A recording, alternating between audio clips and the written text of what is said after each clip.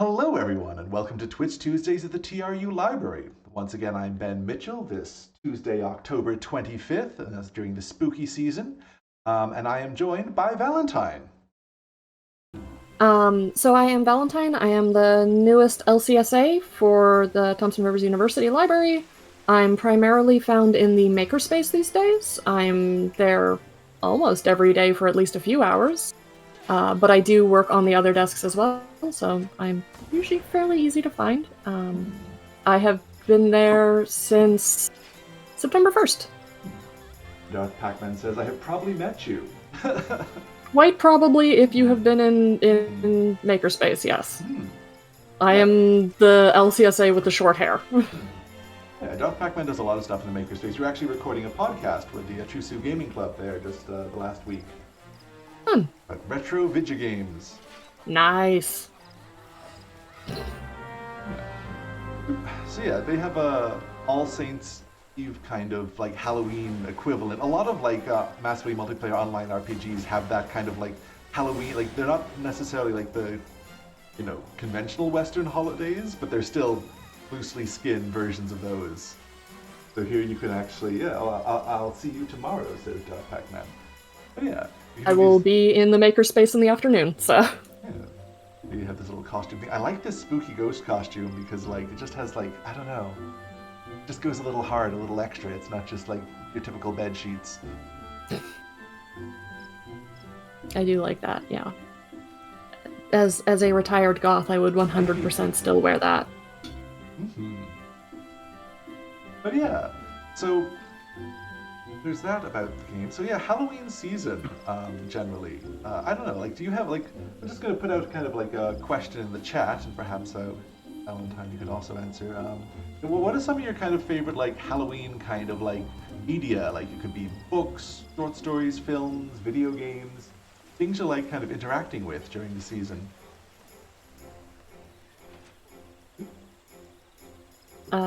Personally, I actually really enjoy watching, well, yeah, Nightmare Before Christmas is essential. But I actually really enjoy watching horror streams, like horror game streams during spooky season, so. Yeah. I use so much of my personality to Nightmare Before Christmas. Yeah. It's a bald protagonist thing. Oh my, yeah, right. I love that combination of like slightly spooky, but not necessarily like horror, but uncanny with like the music. I'm a big musical nerd, so like yeah, no, Nightmare Before Christmas definitely kind of like a big part of my early personality. A lot of like animated things. Darth Pac-Man, as I go to plug the fact, we am playing spooky games at 2 a.m. for Extra Life. Excellent, yes, Extra Life. Yeah, Darth Pac-Man. When is that again? Is that 2 a.m. on Halloween, or is it 2 a.m. I know I've seen it in the Discord channel, but I'm blanking on the November 4th to 6th. Oh, okay, good stuff. Yeah. Cool. I am gonna actually write that down. Does it start at 2 a.m. or does it just go until 2 a.m.? Look at all this amazing little stuff here. This is new this season too. I just like how they like set up this little Halloween-y wonderland, like mushrooms.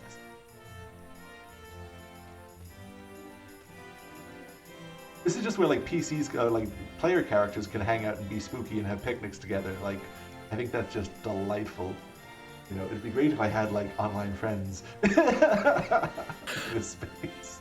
That's like the only thing I miss about playing WoW. Like, every other part of that I am fully okay with not playing, but the holiday stuff was always fun. Yeah, same. Darth Pac-Man, we are running 6 p.m. to 6 p.m. Oh wow. You folks go hard at the TRUSU Gaming Club. Yeah, the Spooks is at 2 a.m. And just super atmospheric. 48 hours. Oh. Yep, that is a long time. Well, it's for a good cause too, right? But like, who are you raising money for, Darth Pac-Man?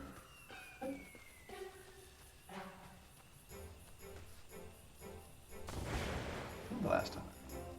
Yes, it is, you know. BC Children's Hospital. So yeah, you can go and geek out for a good cause with the TRUSU Gaming Club, November 4th to 6th.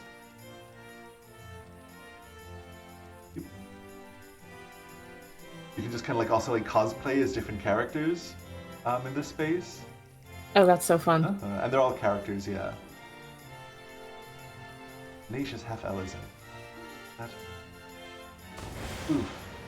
Oh yeah, that's her. This is Heavensward expansion. So yeah, you can just kind of poof yourself into different forms of the story, which is fun.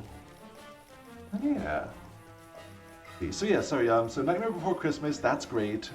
Spooky horror game streams, also great. And yeah, Nightmare Before Christmas I enjoy. I've actually recently got into Over the Garden Wall. I like a lot of kind of like spooky animation, and just that's kind of like quirky.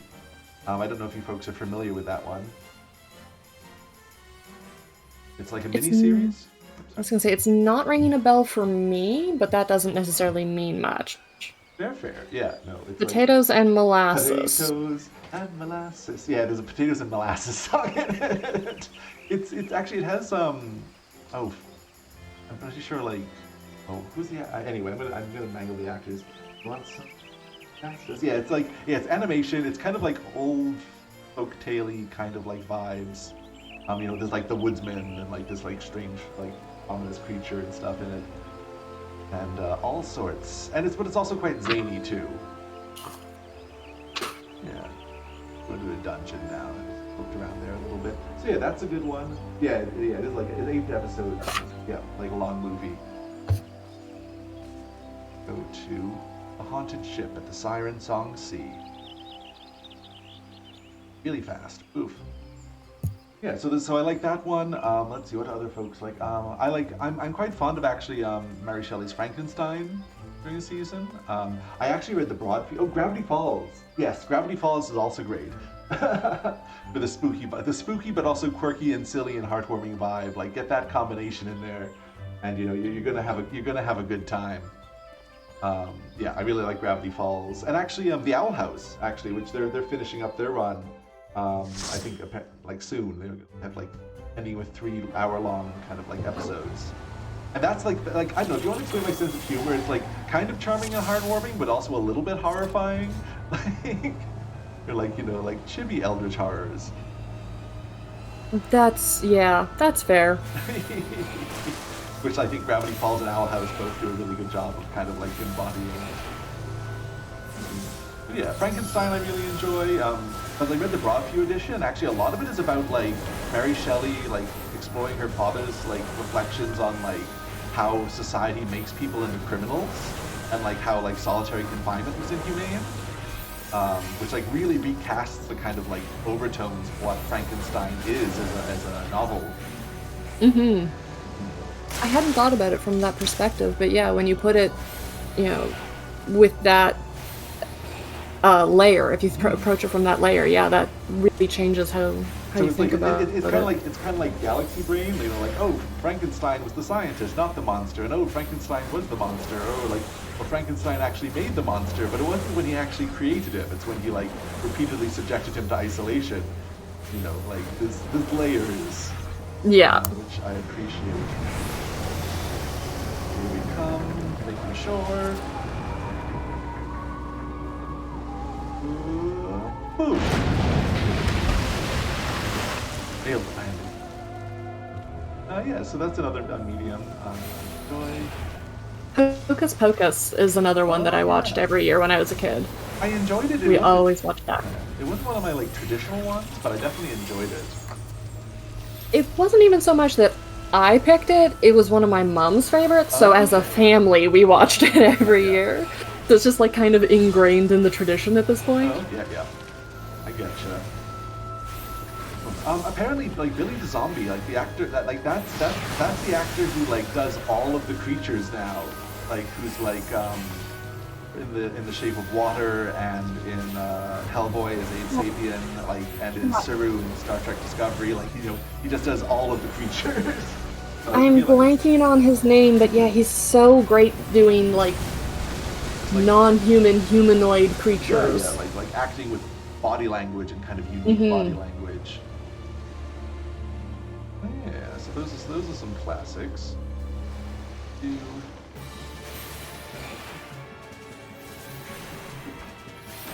It's about time. Yeah, suggest is that, yeah, other things just like thinking like, I don't know about you, but I'm a long time like, need to run. Long time like uncanny stories and kind of like things that are kind of horror adjacent fan and fiction and stuff. You know, like weird tale styles and like, I mean, like Neil Gaiman stuff. Like honestly, like you know, with the Sandman series now, like people kind of forget that it started off with like, you know, as more like actually like a dark fantasy, and it kind of becomes more like high fantasy later on in the series.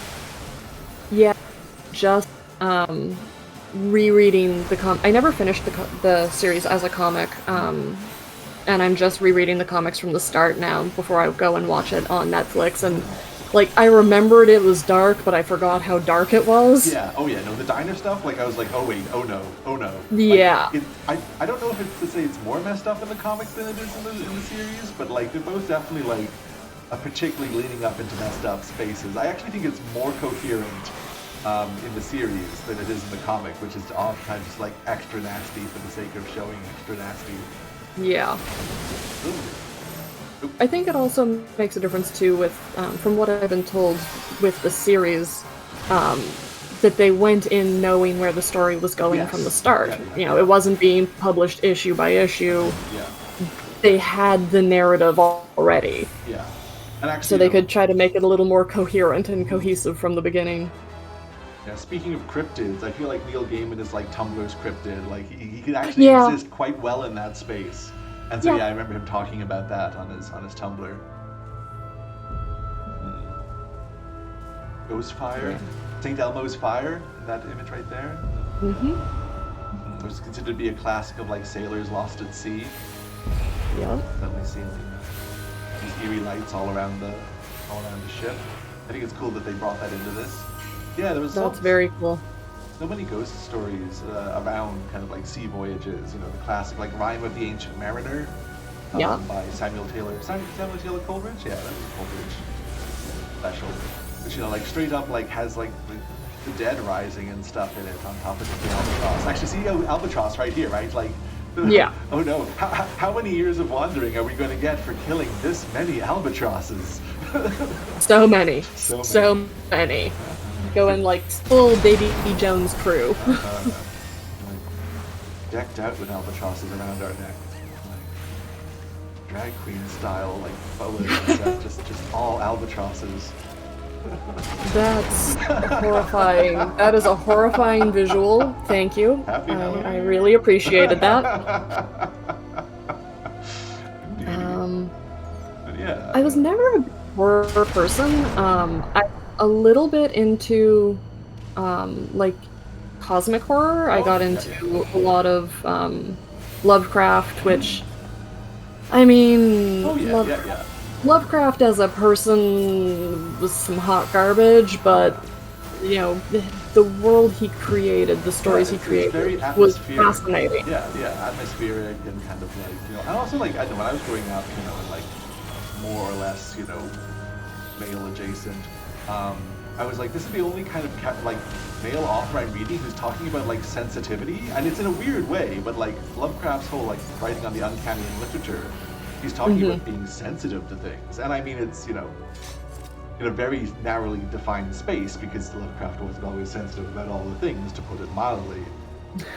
But that was kind of like engaging to me, and just like really playing with like implications. Right? Like I said, like I sometimes hesitate to tell people that I like horror because what I really like is the uncanny. Like it's just unsettling and off kilter, not like full on gore fest and zombies and, you know, like dismemberment and that stuff. Which like some people are really into, and it's fair.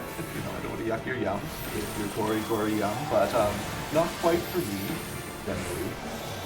Yeah.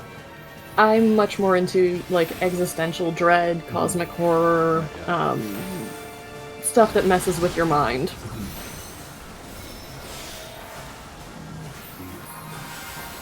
On a slightly chippier note, I don't know if you know that there's a new Jordan Peele animated movie coming out on the 28th, which is kind of Tim Burton-esque. I forget what it's called off the top of my head. I did not know that. I can probably find out real fast what it is, though.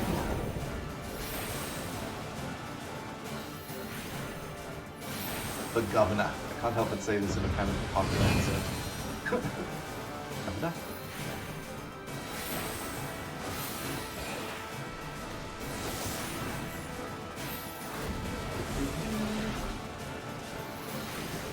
Yeah, let's see. Honestly, some science fiction could be really uncanny as well. Dennis Lorne stuff, or Ray Bradbury stuff. Very much so. I believe you were referring to Wendell and Wild. That's it. Yep, exactly. That looks incredibly cute, and Right? now I Yeah. know what I'm watching. I should have pulled that myself. That's not my job as a healer. But yeah. Oops. And also just like a lot of kind of like uncanny bands that have kind of like goth music tends to lean into that a little bit too. Like, Yep. but also sometimes with a comedic twist too. I don't know if you know Voltaire. Yes. Some, like Ruby Google, yeah, stuff. Or like it's like kind of like horror themed, but really in kind of a zany way more so than like a horrific way. Yeah. Kind of like a zombie jamboree type stuff. Yeah. Oh my goodness! Come on, let's get you a little bit more help, friend. Oh yeah. So like just about Halloween in general, though, I don't know like how much about the history of Halloween do you know? Probably more than I can remember. I mean, fair, also valid. I know Jenny Butler is an Irish scholar that I've occasionally like corresponded with, and she actually recently put out an article about like the Irish history of Halloween. I know that they used to carve turnips. Yes, because you know, decidedly pumpkins not actually indigenous to Europe, right? Yeah, no. Originally they carved turnips and other things rather than pumpkins, because pumpkins are a North American land. Like potatoes. Like potatoes, right? People forget that. But yeah, I don't know if you ever want to like have a uncanny time, like see the turnips that they carve. Like Oh, they're ones, horrifying. I love them. Yeah, they stick in your head. They see things that linger. Turnip-y imprint on your soul. But actually, I remember doing some reading for the West Hants Historical Society in Nova Scotia. And you know, like when the settlers came, they still kind of initially had like turnip-based traditions rather than pumpkin-based traditions. And so this is like rural Nova Scotia, so like, you know, it's a very particular time and place. But they had a lot of like turnip-related things in Halloween, so much so that like, you know, the kids would go around throwing turnips and seductive scream. I don't want to be part of that. Oh no. No, gotta get smacked. Get smacked. Oh, that wasn't too bad. But yeah, like throwing the local kids would throw turnips at people's houses, which I can only imagine would be particularly unpleasant. And they still have They're hard, yeah, like and the carving of turnips. But also like they had this weird like I remember this one like old timey like paper like divination, turnip divination, where they'd like kind of like, you know, look at like pull up the turnip and like try to like predict someone's future based on like the clay that clung to it. And they were just, you know, it was always kind of like, they're like, oh, like, you know, will your husband have a funny nose? Or, oh, will your husband be rich? Or, like, there were a lot of, like, will your husband, like, divinations based on this turnip-mancy, as it were. Incredible. Which I don't know if that was a broader tradition. I've only ever heard about it in that very particular rural Atlantic Canadian context. I don't know, but now I need to. So this creature right here is called the Lorelei, which actually also goes back to folklore. I don't know if you're familiar with that. It does, yes, I do know those ones. Lorelei are very cool. And I think it was, that might be the end of the night. It was, Schiller? Like a poem about like the Lorelei being this kind of like siren-like figure who, you know, in the Rhine, I believe she was, who would actually like lure ships to their downfall. Yeah. And so, Yeah. I also like how it's kind of like almost like a nudie branch, like kind of like fluffiness to her wings and dress. What is that? Yeah. I want to not walk into the devil. Yeah. This music is hard. Yeah, so like yeah, turnips and pumpkins, and of course pumpkins are easier to carve, which is a virtue of them. And so like yeah, and it's interesting too, right? That like after a while, pumpkins became the norm in Ireland and Scotland as well, even though they weren't Yeah. place for Halloween purposes. And yeah, and actually like some of the logic of the Halloween traditions are like very, I don't know, I think a lot of Irish folklore and Scottish, there is that like the Fae and stuff, like they're almost Fae adjacent, right? One of the reasons why you're dressing up is to kind of like, you know, once the ghouls and goblins come out, they'll just mistake you for one of theirs, you know. Yeah. Yeah. I really always enjoyed the mythos around the Fae and the Unseelie. Orbited there. But didn't do that right. Ouch, ouch, ouch, ouch.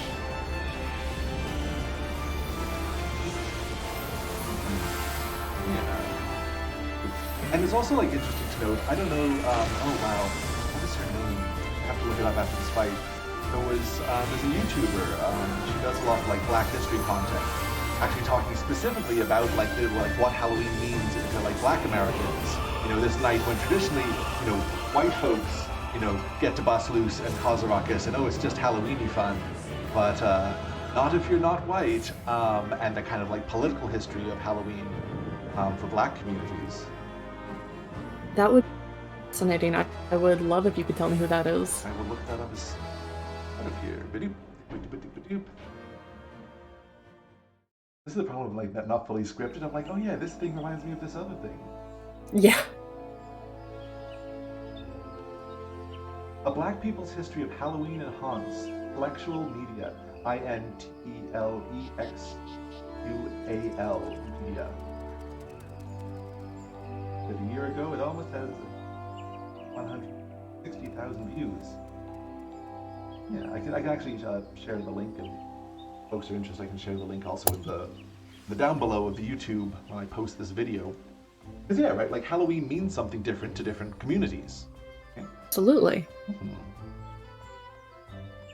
For me, just as someone who just likes to dress up in general, it was just a thing. But yeah, there's definitely, not everyone's Halloween is the same. No. All right, let's go to the demons, shall we? And that's interesting. In the lore of Final Fantasy XIV, they don't actually have demons. They have what they call void send, Okay. which is, you know, kind of like the off-brand version of demons. But it's interesting, actually. In the most recent expansion, I mean, some spoilers, I guess, for the end of Endwalker. But they actually kind of start to develop like what is their culture and way of being, and like why are they so hungry, and it's actually kind of sad, and they actually like, it's interesting, this is the first time they're actually being given a bit more characterization than just are monsters, but like yeah, they're kind of awful, but they're also kind of all cursed. Oh. And like they can absorb each other, and there's like a finite amount of aether which they need to live, and like, but they also kind of retain the memories of the other demons they've absorbed, but only like a halfway, and it kind of like affects their personalities and their sense of self. Like, one of the things I enjoy about particularly the most recent Final Fantasy XIV installments is how they kind of get into the metaphysics of the world in ways that I find really interesting. But also, yeah, like in this way they have this character called Papa Gruff, who's kind of like this demon trickster who like every year, but there's more slapstick in this section of the game, every year tries to like, you know, get the souls of the mortals, and every year kind of fails. But it's always kind of like presented as very high stakes, but then also kind of slapstick. So I've already defeated him. He's just kind of sitting here being a little bit frustrated. Yeah, that is funny though. Like he's always like, next time. It feels very like I would have gotten away with it if it weren't for you kids. Like very Scooby-Doo. Very much so. Yeah, definitely. And that's the thing I really enjoy about like it's like the seasonal events all have very light-hearted qualities about them. There's kind of like a winter one where you're just kind of like reading people's like letters of well-wishing for the coming years, or like random NPCs that you might have encountered. I don't know. I find it has a charm to it. Let's see now.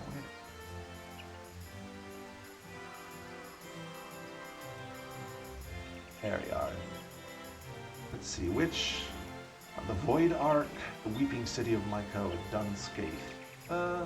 Dunscaith, I think, has some pretty dramatic visuals. 18 minutes. Let's actually just sign up for all of them then and just see which one we get. Like, yoink. They're all kind of spooky. Are there any other spooky? Not nearly either.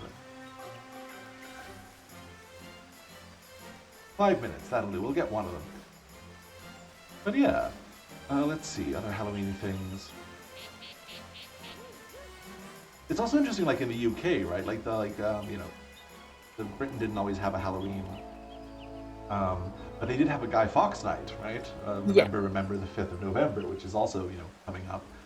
And as I understand it, one of the reasons why the British government was starting to like slowly kind of put more of its weight and support behind Halloween rather than Guy Fawkes night wasn't because, you know, they were like cool with Guy Fawkes, but because people lit fewer fires on Halloween than they did Guy Fawkes night, and it was less of a fire hazard.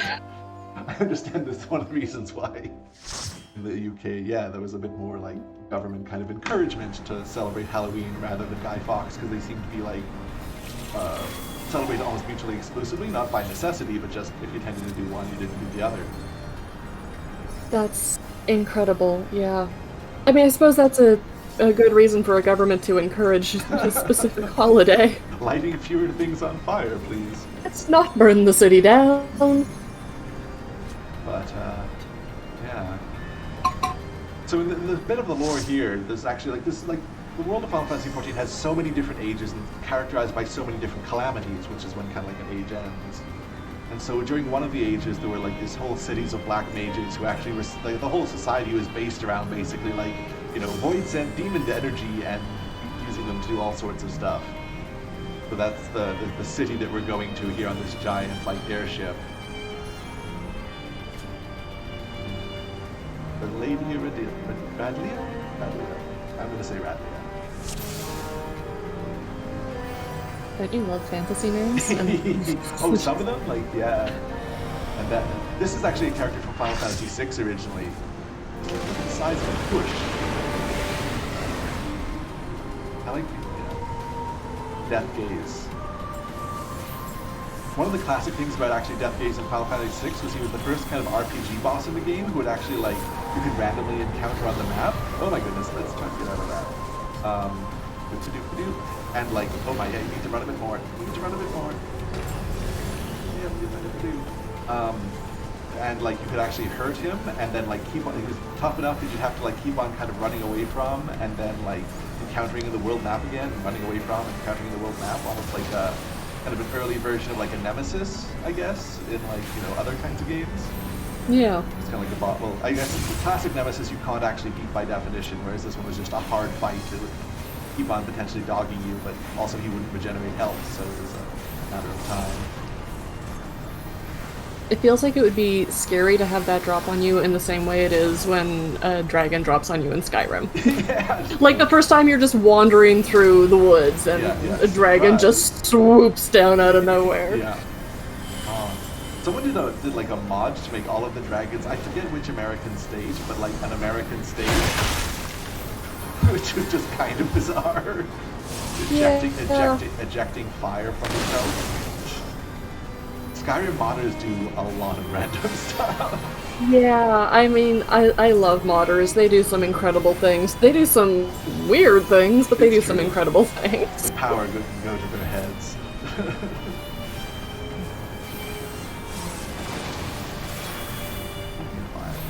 Yeah, you need to pay attention to this one, because I think of all the fights, this is the one that can like throw you off the deck if you're not careful.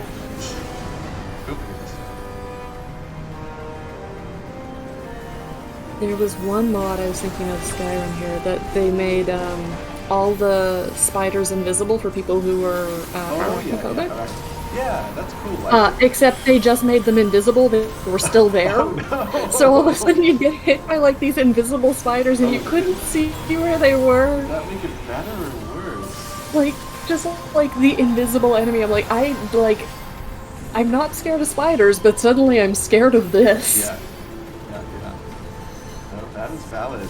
I've seen a number of games that actually, I forget off the top of my head which one it is, but like, you can actually like choose how cartoony to make the spiders or not spider-like at all. So there's actually a slider of how like abstract it can be. So you can still see them, but they're like, yeah. Which I thought was a really kind of interesting kind of way of like still including players who have arachnophobia, but like, yeah, they can adjust. Again, like, I don't know about what your thoughts on this are, Valentine, but I feel like so much of the heart of like accessibility is, you know, what's the word I'm looking for? Being able to choose, like personalization, or ways you can actually, like, you know, like set your own settings, for lack of a better word. Absolutely. I know I have a hard time just listening to content. I do better if I can turn on subtitles. And it's not that I can't hear it. Yeah, the audio processing thing's it's always a good time. And I didn't even realize that was a thing for me until I had friends with audio processing disorders who were like, oh hey, we're gonna watch this movie, do you mind if I turn on, you know, the subtitles? And they did, and I'm like, oh my god, this is so much easier. Right? Yeah, like, again, you don't, that's, Like, that's the interesting thing about accessibility too, right? Like, accessibility is generally presented as a kind of like, you have to ask for what you need, but like, if you've never actually been given accessible options before, you don't even know what necessarily would help you. Like, yeah, sorry, I didn't mean to interrupt you there. no, that's okay. I was, that's a totally valid point. You know, as someone who didn't get their ADHD diagnosis until literally, like, last winter, there's been a lot, for me of struggling and not knowing why I was struggling and not knowing what I needed for help. Yeah, very much. That's a relatable mood. That's why I think, like, it's not like accessibility should be proactive and not just asking. Like, you know, this is also exhausting asking all the time, honestly, and like, you don't necessarily know if, like, you know, the instructor is going to be a jerk about it or not. And sometimes they're wonderful, and sometimes they're not. And that can also depend upon the discipline that you're in and how understanding they are. Like, it's so contingent upon so many factors when it should just be a basic human rights thing. Yeah, some people are difficult about it. You know, I was literally telling this story to Laura last week. We were talking about accessibility and color issues for color blindness and people who have different color vision.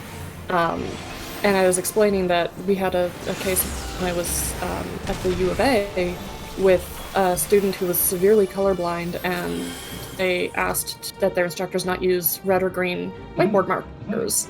And they had an instructor refuse.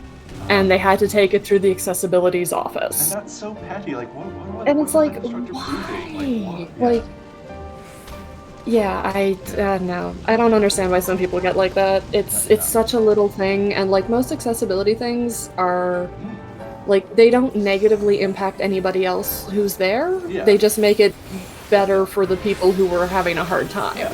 And like, don't get me wrong, I understand sometimes like certain kind of accessibility features can be kind of mutually exclusive. Like, it can be tricky sometimes. What's good for one person is actually bad for another, and again, you need that kind of like specificity. But you gotta try. Yeah.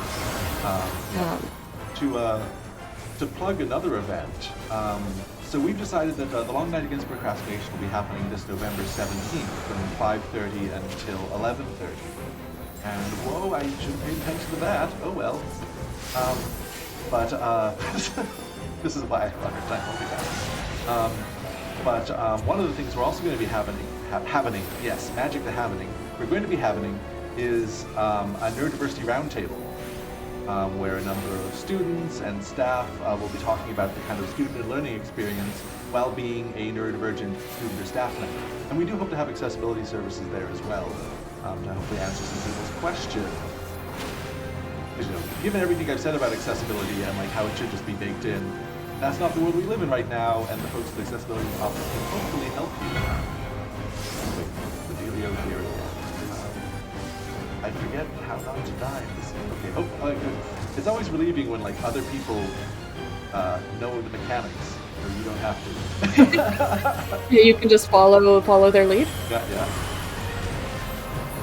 we go.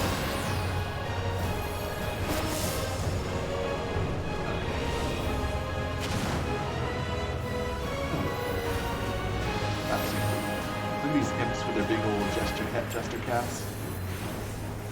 One of the unfortunate things is like so much attention goes into these kind of like creatures, but usually it's hard to get a full appreciation for their details when you're like frantically running around in dungeons. Yeah. Because like creature design, I love good creature design. Like that's a thing. Like horror and uncanny aside, oh my goodness, let's try to get away. Are we gonna have time? Yes, we are. Yeah, I love interesting creature design. Yeah, I love when you can get like art books from games and series, because I love seeing all the like behind the scenes details of how things got to the final point. Developed over time. Yeah.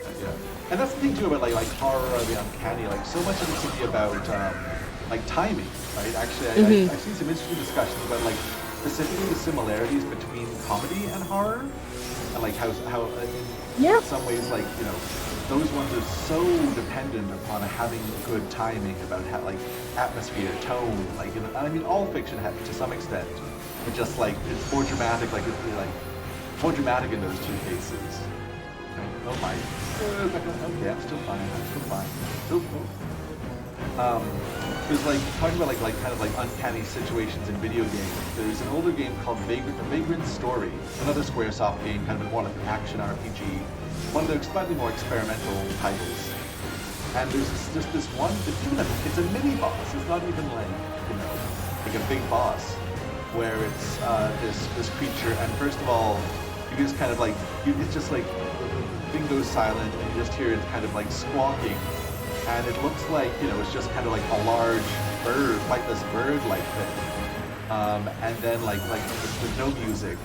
And then it kind of gets closer and closer to you and then rears up, and there's this like screaming human face for its belly. And just like the pacing and tone of that introduction is like, wow, like this is a mini boss, but I'm feeling like that was a whole mood in this relatively short period of time. That is wild and horrifying. And there's so many like horror artists who like who like, you know, their whole thing is like, where can I put a human face where a human face shouldn't be on a creature? I think Wayne Barlow is big into that. I don't know if you know Valentine, but I used to be an editor of an uncanny journal called Beyond Borderlands, a critical journal of the weird, paranormal, and occult. And a really cool aspect of that was being able to reach out to a whole bunch of different artists who did things like the uncanny. So like, oh wow, what's the name? This really big Argentinian artist, Santiago Caruso. I actually like did a review of some of his work in exchange for letting us use one of his artworks as a cover for the magazine. Paul Rumsey, who tends to do a lot of really moody black and white kind of charcoal pieces. I actually ran into him in London, England, when I was like doing a research trip there, and like ended up spending an unexpectedly long amount of time with his wife talking about vampire erotica. Like, it's, you know, the things one does when one travels. As you do. But yeah, so like there's still a lot of really interesting uncanny artists out there.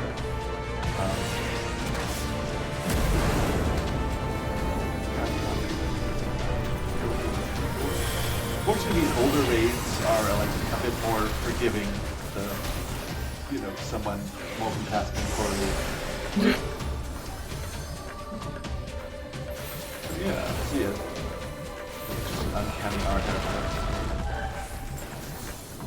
And again, like I play Magic the Gathering, and there's so much interesting uncanny art in Magic the Gathering.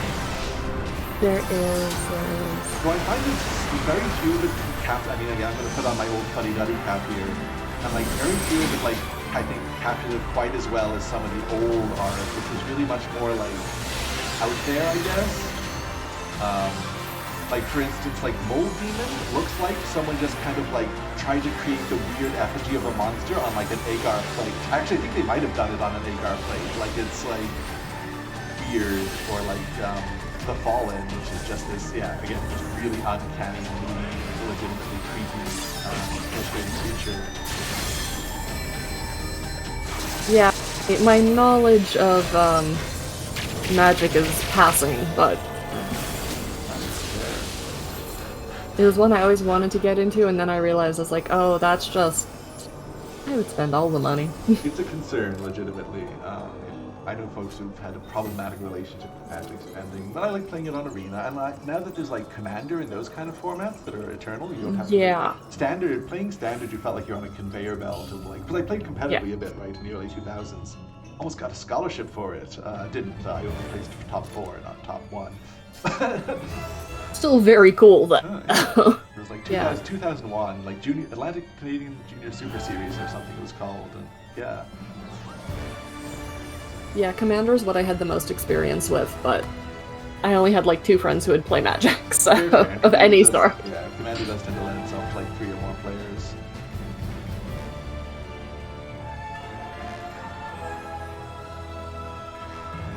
And like Queen of Hearts style. Mm-hmm. I think actually that name, which I'm not pronouncing well, because I think it's actually Irish Gaelic. Katach is a character from Irish folklore. I'm not familiar with it, but that doesn't mean it isn't, so... He's a figure in Ulster cycle of Irish mythology, a legendary Scottish warrior woman and martial arts teacher. Trained the legendary Ulster hero Cullen in the arts of combat. Oh, cool. I was like, oh yeah, and Dun Scathe also, this place is a specific reference to that element of Irish folklore. I'm just looking at the Wikipedia page while trying to heal our tank. Because I actually, another game that has a lot of folklore is Persona. Oh my goodness, Persona 5. And I know that Gatha, or however you say Gathic, is also like a Persona in that. Mm-hmm. Oh yeah, these arms are going to mess me up on one side or another. There we go. No, everyone's going that side, so maybe I should press that. Yep. Definitely like some big school of fish energy here. I'm like, where is everyone else going?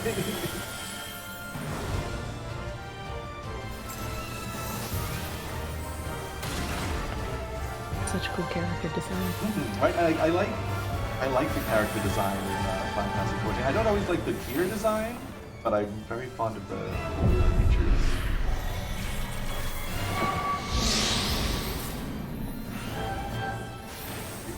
I'm going slow, and I want to get away from that. Now, oh, my face! I need that to live. Oh, well, the other healer's still up, so this is fine. Thank you, sensitive Connie. Oh my goodness, so yeah. Let's try to get that up. Oh, I don't have mana for it. Try that again. You want tank, that tank.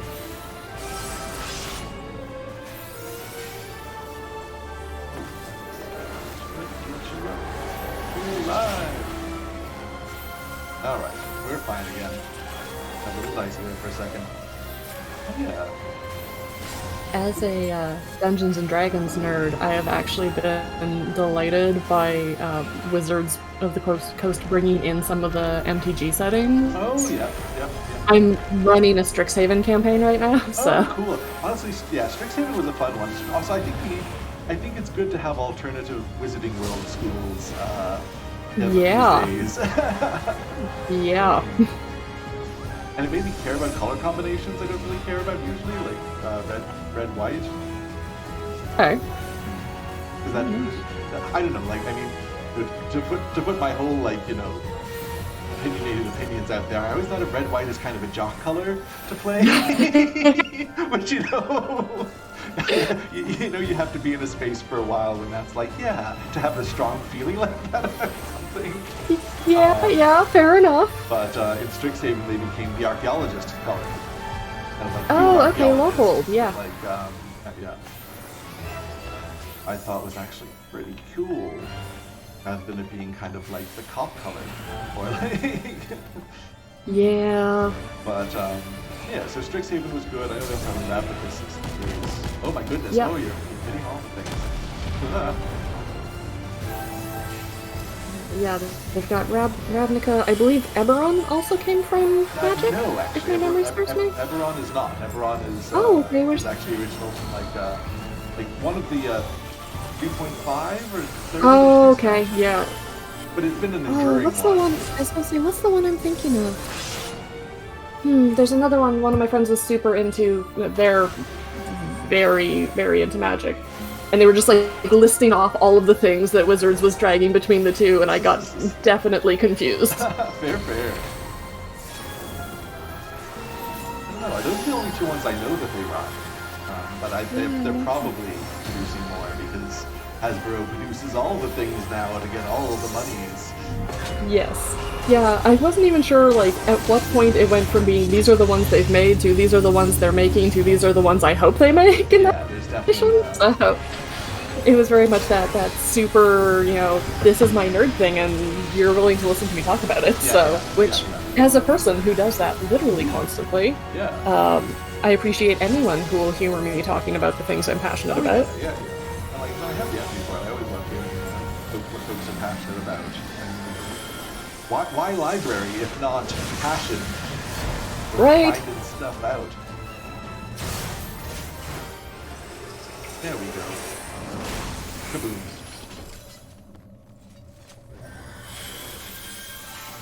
Then Diabolos is like totally not the actual devil, but is just devil in Spanish. Whoever likes Spanish? Spanish-esque.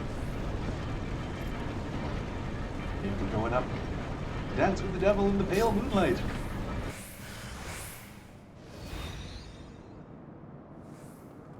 So moody, so atmospheric. Look at that. Gorgeous.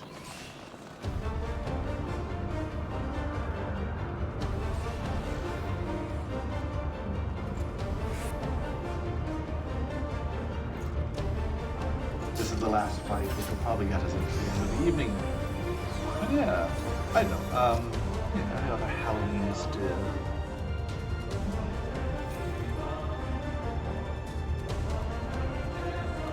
Diabolos is also one of those characters in the game who just kind of keeps on cropping up, being like, next time.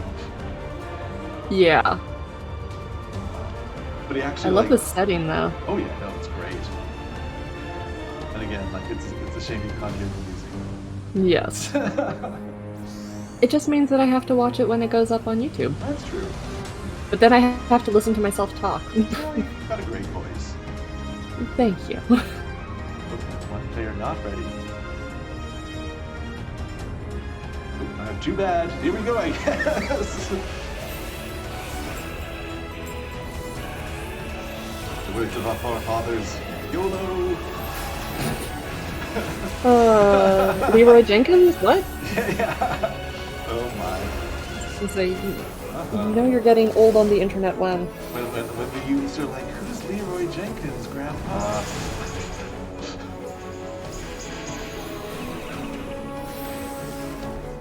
I told someone I remember when YouTube didn't have ads, and they absolutely thought I was lying to them. Oh yeah, and I feel like YouTube used to have a limit on you know, how long your videos could be and all sorts of things. Yeah. The youths don't know. Oh no, oh no, oh no, I got sleeped. Oh no! No, shaking the screen will not in fact help. But it is, you know, you will feel better. It's like you push that B button real hard, Mario will jump so tall. Yeah. In some of the like Diablos is a returning character. Like the Final Fantasy is a series like tends to remix its characters and features a lot. In Final Fantasy VIII, he was characterized, but he had an attack that would just like, I think it was like, yeah, Demi, it would take out like half of your life each time, but it was like mathematically half. Oh, okay. So like, you know, like part of the answer was to just like be okay with being low on health, because like most of his attacks wouldn't actually kill you, they just incrementally take out fractions of your health. Yeah. Like, how dare you have me do that in the game?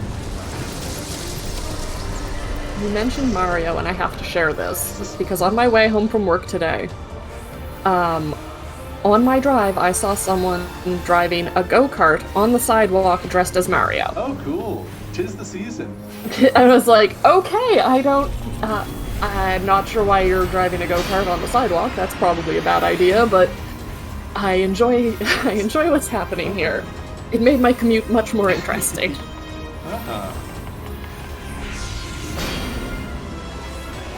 This section is a bit of a button mashing time. It's like he's trying to power it up, and you're trying to power it down.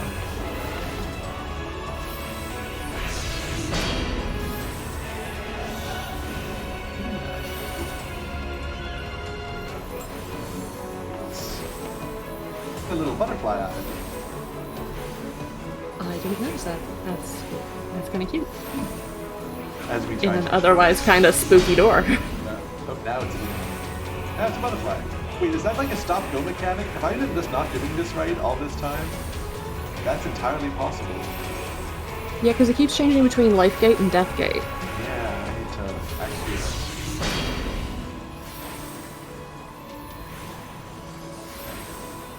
Or maybe it's like when it gets down? I don't know exactly.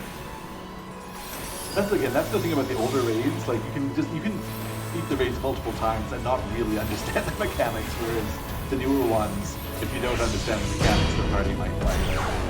Yeah. There we go. Lord of the Void. It's interesting the way in which like the Void is presented as this like demonic force, right? Like in high school I read this book called The Book of Nothing, which is actually all about music stuff. Picks up again. Which is actually all about concepts of nothing, like mathematical zero, and like how important that was in math, and like notions of the void. But also like like in physics, right? Like a minimum vacuum energy state, and how actually like is there a space for nothing in the physical world, or what does this minimum vacuum energy state mean? Now you're breaking my brain because I'm trying to think about that.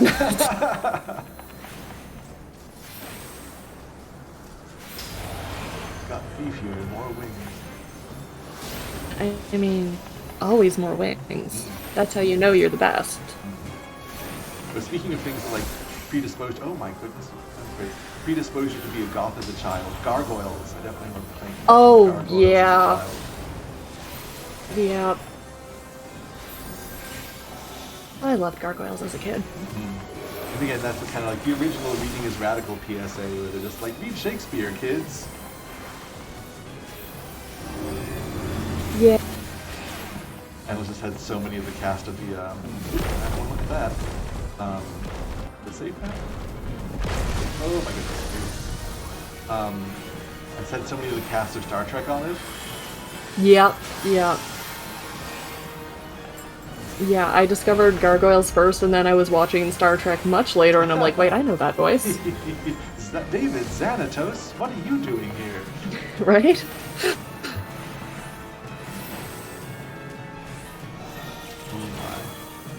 I don't know if you know, Overly Sarcastic Productions, Trope Talks. They have a whole thing on, like, Magnificent Bastard is a trope, and, like, Xanatos is, like, Exhibit 1, that. As well as a whole episode on the Xanatos Gambit as a thing. He's like, you thought you defeated me, but really, no matter how this goes, I benefit somehow. I have to go watch that, or listen to it. I don't know if I want to be put. It feels like maybe no. Like, I don't know what's happening, but that seems bad. Oh, okay, let's try to stop my party from having a bad time. Oh, nope, I was too slow to kill the red mage. Oh, yeah. I like the leaves turning color and everything. Yeah. Oh.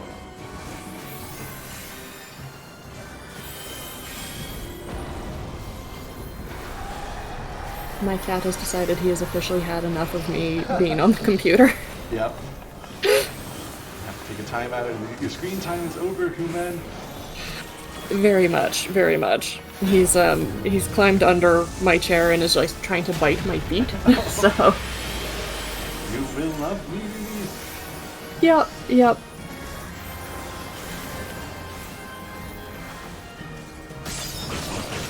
I guess that's the nice thing about me not being on video is you don't have to deal with the cat butt being pointed at the camera.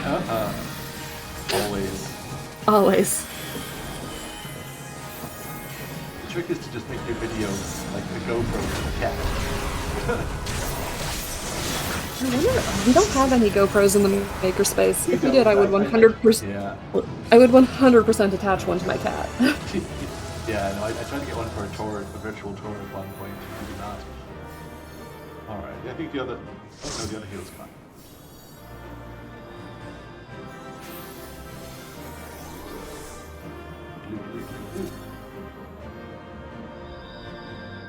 baseline around the wing.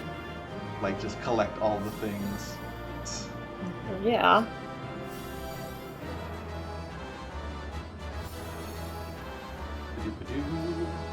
Oh, yeah. Halloween stories. I guess I'm just gonna end on a Halloween story. So like, I grew up in the countryside. My backyard was a graveyard, the Riverbank Cemetery, established 1863, which I spent a lot of time in as a child. But also, like, it was just a large property, lots of trees, kind of like not super isolated, but isolated enough. And I was actually talking to a kid I knew about werewolves, as one does as a child while wandering around late one Halloween night. And we were just walking around the house trying to get a little bit of privacy with adults. And all of a sudden we hear this god-awful, bizarre, roaring, bellowy, throaty noise. And we absolutely freak out about it. Run around the house, immediately trying to go to the front door, which is locked, and we start pounding on it.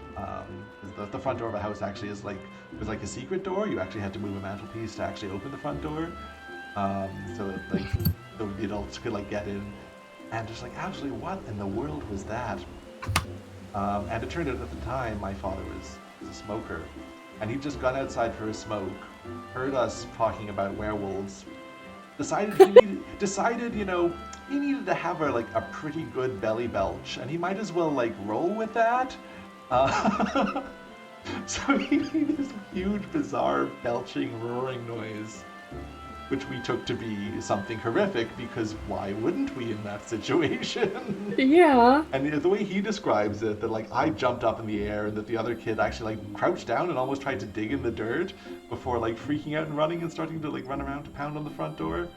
Oh. But, yeah, my father enjoyed scaring us as kids. I mean, like, I 100% understand the impulse. Big creature energy. But yeah. Alrighty, so that brings us to 8 o'clock. Any final thoughts? Not too much. Just thank you for inviting me to join you this evening. Oh, always happy to. If you ever like coming back again, you are more than welcome. Oh yeah. So again, happy Halloween, everyone, to those who celebrate. Look forward to seeing you next week. And until then, look out for each other, look out for yourself. Cheers.